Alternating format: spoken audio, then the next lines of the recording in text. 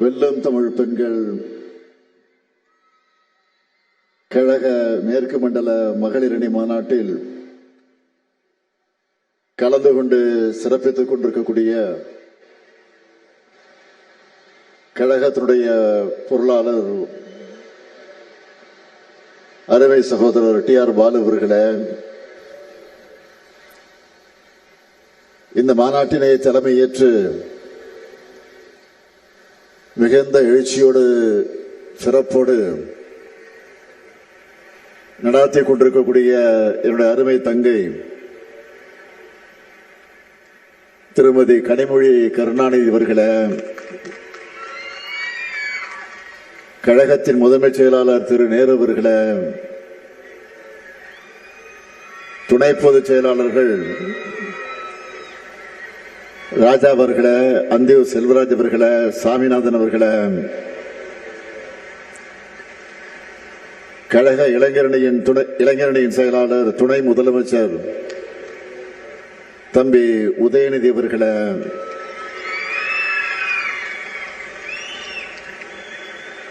மாண்புமிகு அமைச்சர் முத்துசாமி உள்ளிட்ட அமைச்சர் பெருமக்களே, சட்டமன்ற நாடாளுமன்ற முன்னாள் இந்நாள் உறுப்பினர்களே, கழகத்தின் அமைப்பு செயலாளர் R.S. பாரதி அவர்களே, துவக்கத்தில் அனைவரையும் வரவேற்று மகிழ்ந்திருக்கக்கூடிய கரூர் மாவட்ட கழகத்துடைய செயலாளரும்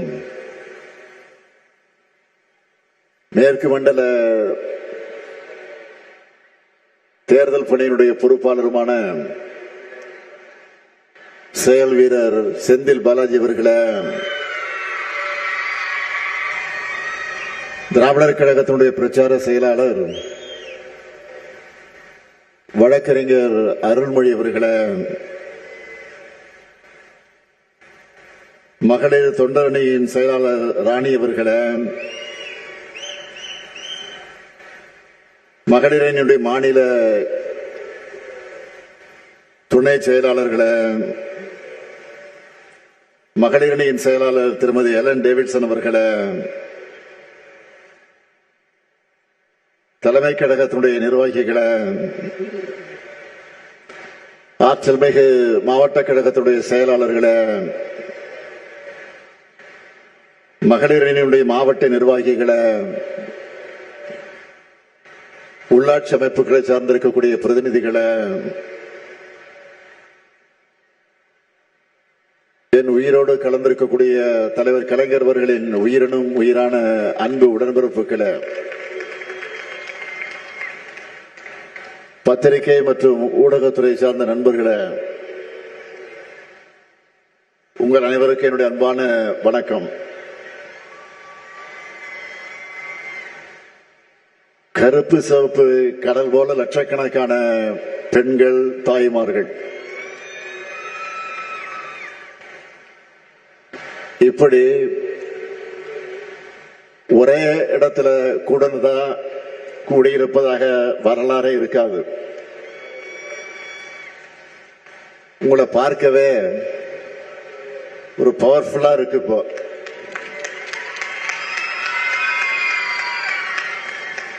பவர்ஃபுல்லா மட்டும் இல்ல, உமன் பவர்ல திமுக திரும்பவும் பவருக்கு வரப்போகிறது என்பது உறுதியாகியிருக்கு. உறுதியாயிடுச்சுல கேட்கல, உறுதியாயிடுச்சுல மகிழ்ச்சி. இப்படி ஒரு பவர்ஃபுல் மாநாட்டை மிக சிறப்பாக இந்த மாநாட்டு பணிகளை எல்லாம் முழுமையாக தன்னுடைய தோளில் சுமந்து வெற்றிகரமாக நிறைவேற்றி காட்டியிருக்கக்கூடிய ஆற்றல் மிக்க செயல் வீரர் என்னுடைய அன்பு சகோதரர் செந்தில் பாலாஜி அவர்களுக்கு முதல்ல என்னுடைய மனமார்ந்த பாராட்டுக்கள். செந்தில் பாலாஜி அவர்கள் மேற்கு மண்டல மாவட்டங்கள் இருக்கிற மக்களோட அன்பும் ஆதரவும் அவருடைய திறமையும் ஒன்று சேர்ந்து நம்மோட எதிர்பார்ப்புகளை மட்டுமல்ல அதுக்கு மேல நிறைவேற்றி காட்டக்கூடியவர். அதேபோல் இந்த மாநாட்டுக்கு தலைமையேற்றிருக்கக்கூடிய கழகத்தின் துணை பொதுச் செயலாளர், நாடாளுமன்ற குழுவினுடைய தலைவர் என்னுடைய அன்பு தங்கை கனிமொழி அவர்களுக்கும், அவருக்கு துணையாக உடனிருக்கிற மகளிரணி நிர்வாகிகள் அனைவருக்கும்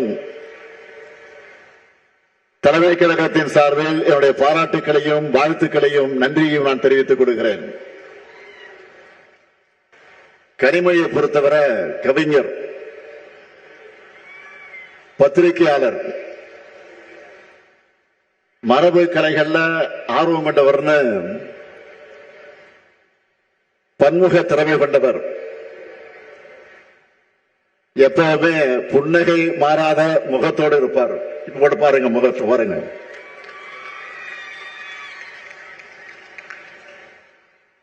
அதே வேளையில் நாடாளுமன்றத்தில் உரிமை குரல் எழுப்பும்போது கர்ஜனை மொழியாகவும் சீருவார்.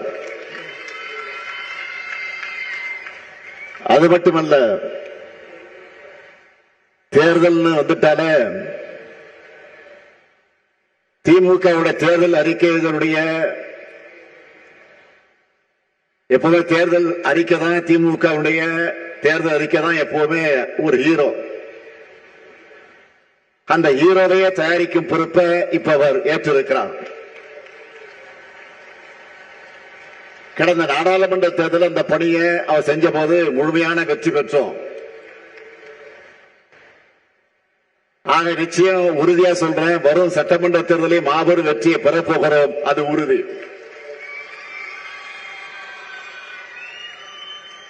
நிறைய பேர் இப்ப எதுக்கு மகளிர் மாநாடுன்னு கேட்கிறாங்க. அவங்களுக்கு நான் சொல்லிக்க விரும்புவது, பெண்களின் முன்னேற்றமே நாட்டினுடைய முன்னேற்றம். பெண்களின் வெற்றியே சமூகத்தின் வெற்றி. அடிமைத்தனத்தை பிரேக் பண்ணி பகுத்தறிவு சுடரை கையில ஏந்தி தந்தை பெரியார், பேரறிஞர் அண்ணா, முத்தமிழறிஞர் கலைஞர் கட்டி எழுப்பிய தமிழ்நாடு முன்னேற்ற பாதையில நடைபோடுது. நம்மோட அந்த மாபெரும் லெகசியை பத்தி நம்மளை கேள்வி கேட்கிறவங்க தெரிஞ்சுக்கணும். 1916 நீதி கட்சி தொடங்கினப்ப முதல் கூட்டத்திலேயே ஒரு பெண் கலந்துகிட்டாங்க. அவங்கதான் அலமேலு மங்கை தாயாரம்மாள். அதே போல இன்றைக்கு நாம நூற்றாண்டை கொண்டாடிக்கிட்டு இருக்கக்கூடிய சுயமரியாதை இயக்கத்தை 1925 ஆண்டு தந்தை பெரியார் தொடங்கினார். அப்போ மூவலூர் ராமாமிர்த அம்மையார் போன்ற பல பெண்கள் அதில் பங்கெடுத்தாங்க. 1949 திமுக தொடங்கினப்போ சத்தியவானமுத்து உள்ளிட்ட பலர் கலந்துகிட்டாங்க. 1967 அண்ணா தலைமையில் அமைந்த அமைச்சரவையிலும் அவங்க இடம் பெற்றாங்க. இந்த வரலாறு அத்தனை நான் சொல்வதற்கு என்ன காரணம், ஏன் சொல்றேன்னா, தொடக்கத்தில் இருந்த திராவிட இயக்கத்தில் பெண்கள் முக்கிய பங்கு வகிச்சிருக்கிறாங்க. இந்த மகளிர் அணியுடைய தொடக்கம் எது தெரியுமா? பெண்களுக்கான ஒரு தனி அமைப்பு வேணும்னு பேரறிஞர் அண்ணா அவர்கள் 1956 ஆண்டு கழகத்தின் மகளிர் மன்றத்தை தொடங்கினார். அதை தொடர்ந்து மகளிர் மன்றத்தை மகளிர் அணியா விரிவாக்கி வலுவான கட்டமைப்பை உருவாக்கினார் நம்முடைய உயர்நிகர் தலைவர் கலைஞர் அவர்கள். மிகப்பெரிய மாநாடுகளையும் நம்ம மகளிர் அணி நடத்தி இருக்காங்க. அதனுடைய தொடர்ச்சி தான் நீங்க எல்லாரும். நிறைய இளம்பெண்கள் இங்க வந்திருக்கிறத பார்க்கும்போது பெருமையா இருக்கு. திராவிட இயக்கத்தில் பெண்கள் பங்களிச்ச வரலாற்றை தெரிஞ்சுக்கிறது மட்டும் இல்ல, திராவிட இயக்கத்தால் பெண்கள் அடைந்த வளர்ச்சியை உங்க வயசுல இருக்கக்கூடிய மற்ற பெண்களுக்கும் எடுத்து சொல்லணும். 100 ஆண்டுக்கு முன்னே நம்முடைய முன்னோர் அவ்வளவு செஞ்சிருக்காங்களே, இப்ப நாம அதையும் தாண்டி பணியாற்றணும்னு உங்களுக்குள்ள ஒரு உத்வேகம் பிறக்கணும். எந்த நிலைமையில இருந்து நான் முன்னேறி வந்திருக்கோம்னு கொஞ்சம் யோசிச்சு பாருங்க. பெண்கள் படிக்க கூடாதுன்னு சொன்னாங்க, அடிப்படையை தாண்டி போகக்கூடாதுன்னு நிறுத்தி வச்சாங்க. ஆண்களை சார்ந்து மட்டுமே இருக்கணும்னு அடிமைப்படுத்தப்பட்டாங்க. அதையெல்லாம் உடைச்சு எரிஞ்சது யாரு? நம்ம திராவிட இயக்கம் தான். அதை மட்டுமா பண்ணணும்? தேவதாசி முறையை ஒழிச்சோம், சட்டம் போட்டு பெண்களுக்கு சொத்துரிமையை பெற்று தந்தோம். பெண் ஏன் அடிமையானால்னு கேள்வி கேட்டு பெண்களின் கல்வி உரிமை சம உரிமைக்கு நாம் போராடி இருக்கிறோம். அதனால இன்னைக்கு இவ்வளவு தூரம் முன்னேறி வந்திருக்கிறோம். தமிழ்நாட்டை பாருங்க, நாட்டில் இருக்கக்கூடிய மற்ற சில மாநிலங்களையும் பாருங்க. போன வாரம் கூட ராஜஸ்தான்ல பெண்கள் மொபைல் போன் பயன்படுத்தக்கூடாதுன்னு சில குழுக்கள் தடை போட்ட செய்தி வந்துச்சு.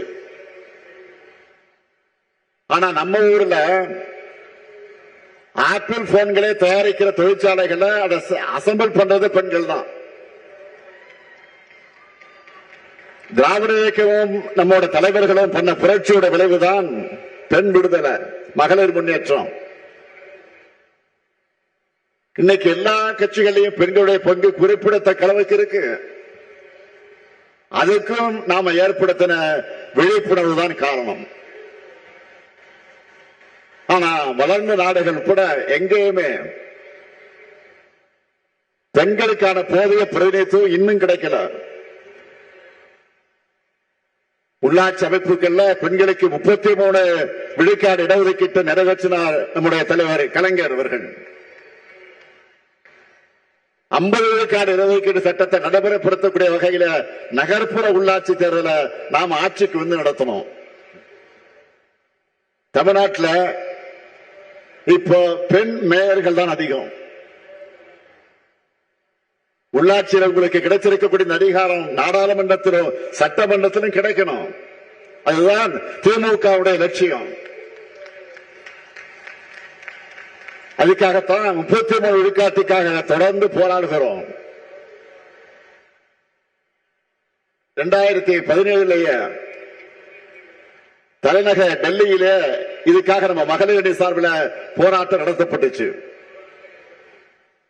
நாடாளுமன்றத்தில் தங்க கனிமொழி இதுக்காக அழுத்தமாக குரல் கொடுத்தார். தமிழ்நாட்டுடைய குரலாக மட்டுமல்ல, ஒட்டுமொத்த இந்திய பெண்களின் குரலா நாடாளுமன்றத்தில் கனிமொழி பேசினாங்க. தேவையே இல்லாத நிபந்தனையோடு பெண்களுக்கான 33 விழுக்காடு மசோதாவை ஒன்றிய பாஜக அரசு நிறைவேற்றிருக்கு. தேவையா இல்லாத நிபந்தனையோடு நிறைவேற்றிருக்கு. அப்ப அது எப்ப நடைமுறைக்கு வரும் சொல்ல முடியாத நிலைதான் இருக்கு. இது எதை காட்டுது?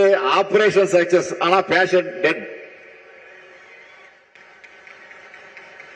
சொல்லுவாங்கல்ல, அப்படி இருக்கு அவங்களுடைய செயல்பாடு.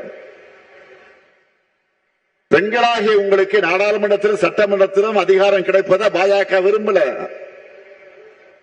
அதனால பெயரளவுக்கு மசோதாவை நிறைவேற்றிட்டு காலத்தை கடத்துறாங்க. ஆனா நம்ம திராவிட மாடல் ஆட்சியை பொறுத்த வரைக்கும் இது பெண்களுக்கான ஆட்சி. மகளிர் எல்லோரும் இன்னைக்கு அவ்வளவு மனநிறைவா மகிழ்ச்சியா அதிகாரத்தோடு இருக்காங்க. இந்த கூட்டத்தில் என்னோட அம்மாவை போல நிறைய பேர் இருக்கீங்க. எனக்கு சகோதரிகளாக நிறைய பேர் இருக்கீங்க. ஏன் என்னோட மகள்களாக எத்தனை பேர் வந்திருக்கீங்க.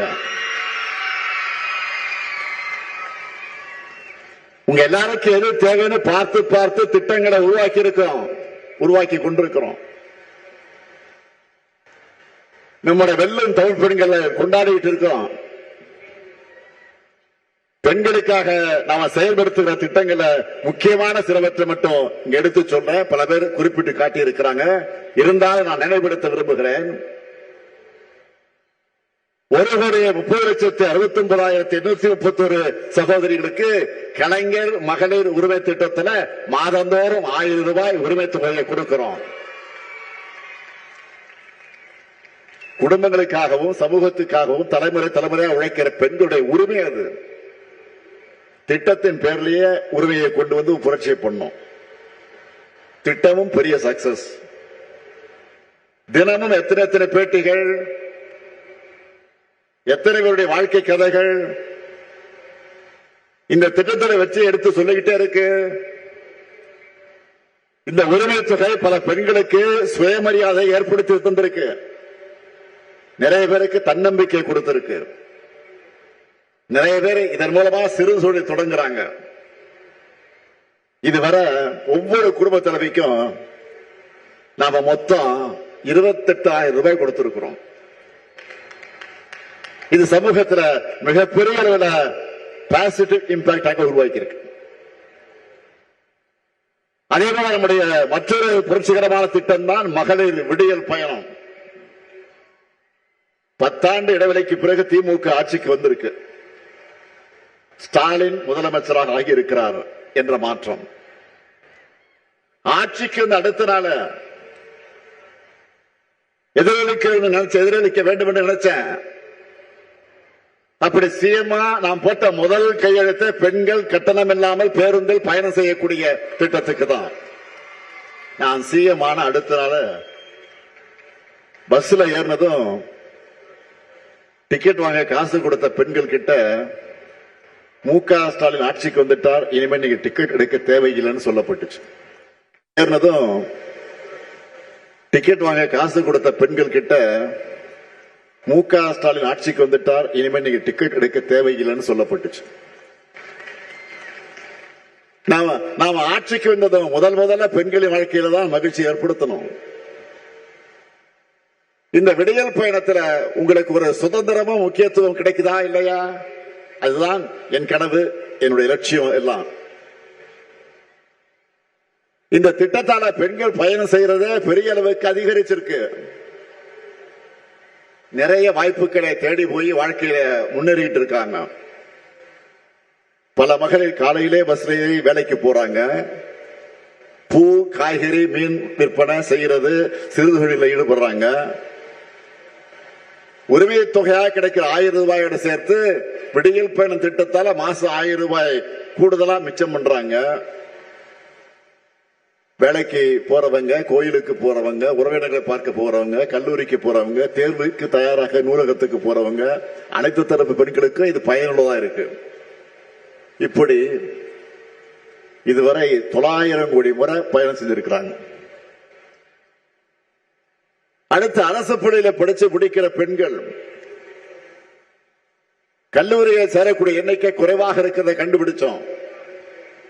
இதை எப்படி தடுக்கலாம்னு யோசிச்சு உருவாக்கப்பட்ட திட்டம் தான் புதுமை பெண் திட்டம். சுமார் 7 லட்சம் மாணவிகளுக்கு மாதம் 1000 ரூபாய் வழங்கப்படுது.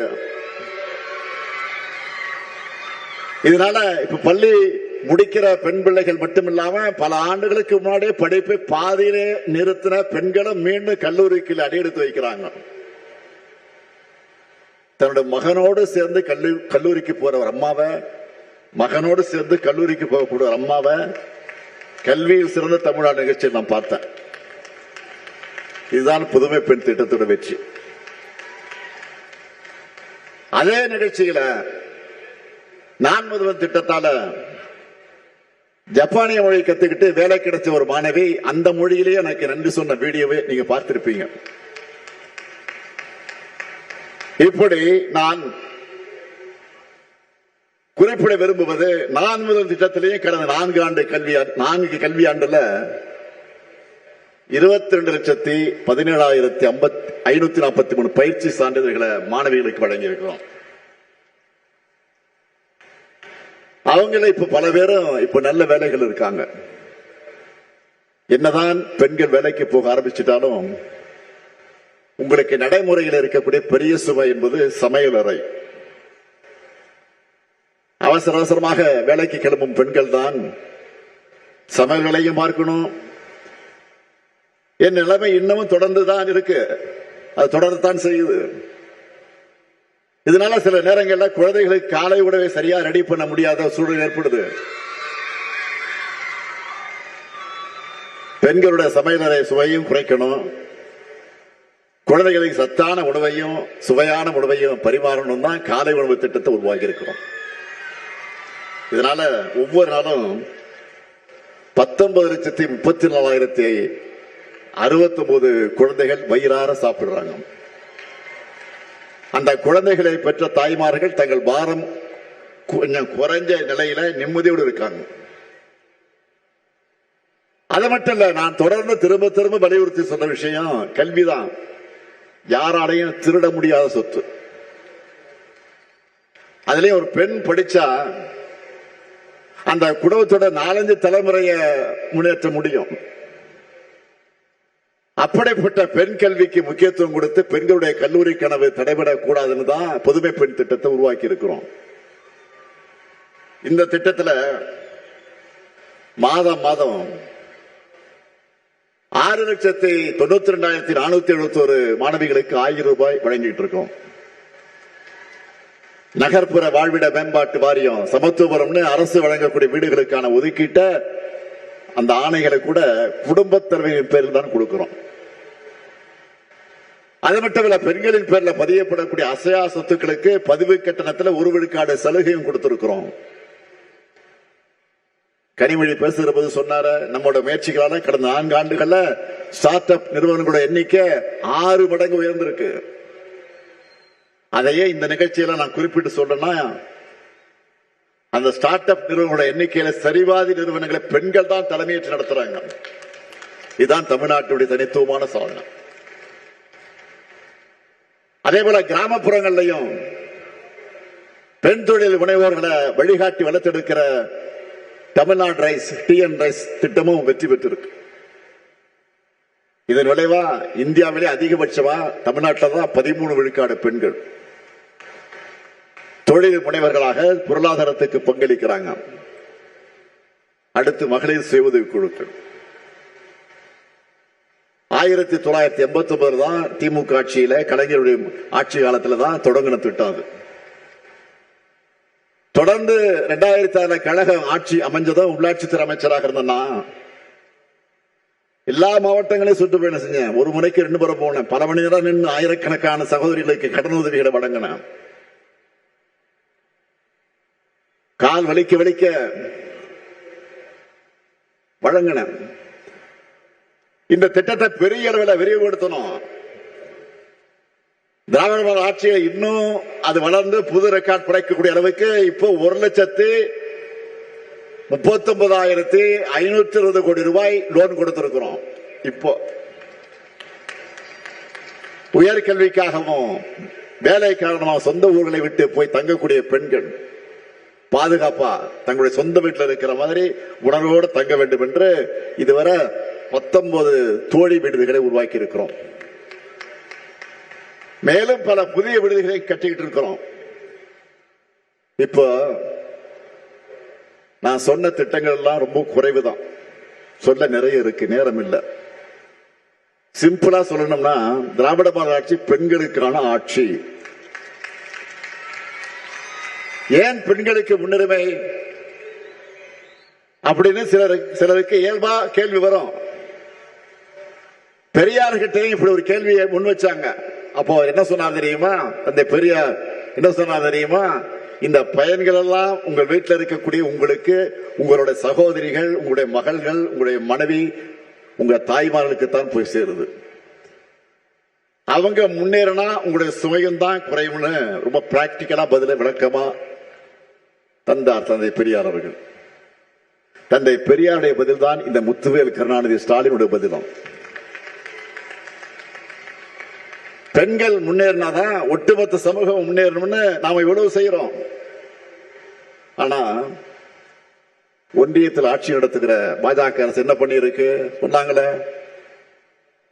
தம்பி உதயநிதியை சொன்னார், தங்கை கனிமொழியும் குறிப்பிட்டு சொன்னார், நாடு முழுக்க இருக்கக்கூடிய பெண்களுடைய வாழ்வாதாரத்துக்கு துணையாக திட்டம் எது? மகாத்மா காந்தி பெயரில் 100 நாள் வேலை திட்டத்தை இன்னைக்கு இழுத்து மூடி இருக்கிறாங்க. நான் டேட்டாவோட சொல்றேன். கடந்த 4 ஆண்டுகள்ல 100 நாள் வேலை திட்டத்தில் பயனடைந்தவருடைய விழுக்காடு எத்தனை விழுக்காடு பெண்கள் தெரியுமா? சொன்ன ஷாக் ஆகிடுவேன். 88% பெண்கள் தான். பெண்களுக்கு வாழ்வளித்த இப்படிப்பட்ட திட்டத்தை தான் நிறுத்தி இருக்காங்க. இதனால கிராம பொருளாதாரமும் பணப்புழக்கமும் அடிவாங்க போகுது. பாஜகவோட இந்த நடவடிக்கை பெண்களுக்கு முற்றிலும் விரோதமானது. அதுக்கு ஒத்துழைக்கிறது யாரு? எதிர்க்கட்சி தலைவர் பழனிசாமி அவர்கள். அவர் என்ன சொல்லுகிறார்? 100 நாள் வேலை திட்டத்தை நிறுத்தல, 125 நாளா உயர்த்திருக்காங்கன்னு பச்சை பொய்ய பிரச்சாரமா பண்ணிட்டு இருக்காரு. யாரு? திரு எடப்பாடி பழனிசாமி அவர்கள். ஏற்கனவே ஆண்டுக்கு சராசரியாக 47 நாள் தான் வேலை கொடுத்திருக்காங்க. இனி அதுவும் கொடுக்க போறதில்ல. இது போதாதுன்னு புது திட்டத்தில் நிதி சுமையும் மாநிலங்களுடைய தலையில கட்டிட்டாங்க. இன்னும் எக்கச்சக்க கண்டிஷன்லாம் போட்டிருக்கிறாங்க. அதெல்லாம் வச்சு பார்த்தா இதுவரை கிடைச்ச 40 சொச்ச நாள் கூட இனி வேலை தெரியாத, கிடைக்குமான்னு தெரியாத நிலையில நாம இருக்கோம். எதையாவது படிச்சாதானே இதெல்லாம் திரு பழனிசாமிகளுக்கு புரியும். கமலாலயத்தில் எழுதி கொடுக்கறது அறிக்கைய அதிமுக லெட்டர் பேட்ல வெளியிட்டு அத்தோட கதை முடிஞ்சிச்சு போயிடுறாரு. ஒருபடி மேல போய் பாஜக சங்கிகளை கூச்சப்படக்கூடிய அளவுக்கு 100 நாள் வேலை திட்டத்தை அது ரத்துக்கு முட்டு கொடுத்து கத்துறாரு, சுத்துறாரு. இப்படிப்பட்ட துரோகங்களையும் தடைகளையும் தாண்டித்தான் திராவிட மாடல் ஆட்சியில நாடே திரும்பி பார்க்கக்கூடிய சாதனைகளை நாம பண்ணிக்கிட்டு இருக்கிறோம். நான் நெஞ்ச நிமிர்த்தி பெருமையோடு சொல்றேன், திராவிட மாடல் ஆட்சி போல பெண்களுக்கு முக்கியத்துவம் கொடுத்து சாதனை செய்த அரசு இருக்கவே முடியாது. இது எல்லாமே தொடக்கம் மட்டும்தான். இன்னும் நிறைய செய்ய போறோம். திராவிட மாடல் 2.0 இப்ப இருக்கக்கூடிய திட்டங்களை விரிவுபடுத்த போறோம். இதெல்லாம் மக்கள்கிட்ட போய் சேரணும்னா நீங்க தான் வீடு வீடாக போய் பிரச்சாரம் பண்ணணும். என்னதான் ஆண்கள் போனாலும் அவங்களால வாசற்படி வரைதான் போய் பிரச்சாரம் பண்ண முடியும். இதே பெண்களான நீங்க ஆளுக்கு போலாம், கிச்சன் வரைக்கும் போலாம்.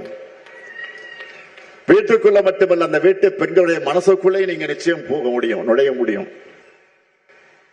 உங்ககிட்டதான் அந்த எமோஷனல் கனெக்ட் இருக்கு. அதை முழுமையாக பயன்படுத்தி நம்ம திட்டங்கள் எல்லாம் வீட்டுக்குள்ளே நீங்க கொண்டு போய் சேர்க்கணும். உரிமை தொகை, விடியல் பயணம், புதுமை பெண் போன்ற பல்வேறு மகளிர் நல திட்டங்கள் தொடரணும்னா இந்த ஸ்டாலினின் திராவிட மாடல் ஆட்சி தொடர வேண்டும் என்று நீங்க எடுத்து சொல்லுங்க. உங்கள் மகளிர் அணியில எல்லாருடைய பணிகளையும் நான் உன்னிப்பா கவனிச்சுட்டு தான் இருக்கேன். சோசியல் மீடியாவுக்கு இப்போ பெரிய அளவு ரீச் இருக்கு. அதை நாம முழுமையா பயன்படுத்திக்கணும். மகளிர் அணியில குறிப்பிட்டு சொல்லணும்னா அனிச்சம் கனிமொழி, மருத்துவர் யாழினி போன்றக்கூடிய சோசியல் மீடியா செயல்பாடுகள், விவாதங்கள் சிறப்பா இருக்கு. எல்லாரும் பாராட்டுறாங்க. இவங்களை போல இன்னும் எத்தனையோ பேர் சிறப்பாக செயல்பட்டு இருக்கீங்க. அது இன்னும் பல மடங்கு அதிகமாகணும். நிச்சயம் அதை செய்வீங்கன்னு நான் நம்புறேன். என்னை பொறுத்த வரைக்கும் தங்கை கனிமொழிக்கு மட்டும் நான் அண்ணன் இல்லை, இங்க வந்திருக்கக்கூடிய கொள்கை சொந்தங்கள் அவங்க எல்லோருக்கும் நான் அண்ணன் தான். உங்க குடும்பத்தில் ஒருத்தன் தான் நான். அதனால்தான் உரிமையோடு சொல்லுகிறேன், தமிழ்நாட்டு பெண்களின் முன்னேற்றத்தை அடுத்த கட்டத்திற்கு கொண்டு செல்ல திராவிட மாடல் 2.0 ஆட்சி அமைந்தே தீரணும். அதுக்காக உங்க பணியை இப்பவே தொடங்கணும். என்ன எல்லாரும் ரெடியா? இன்னும் சத்தமா? பல்லடத்தில் ஒடிக்கிற உங்க குரல் தமிழ்நாடு முழுக்க கேட்கட்டும். பெண்களை மிஞ்சின பேராற்றல் எதுவுமே இல்ல. வீட்லயும் சரி நாட்டிலையும் சரி பெண்களான நீங்க முடிவு பண்ணிட்டா அதை யாராலும் மாற்ற முடியாது. வெல்லும் தமிழ் பெண்களை வெற்றியை தேடித்தாங்க. நான் மீண்டும் உங்களுக்கு உறுதியை சொல்லுகிறேன். அடுத்து அமைய இருக்கக்கூடிய திராவிட மாடல் 2.0 பெண்களுக்கான ஆட்சியாகத்தான் இருக்கும். உங்க எல்லாருக்கும் அட்வான்ஸ் புத்தாண்டு வாழ்த்துக்கள். நன்றி, வணக்கம்.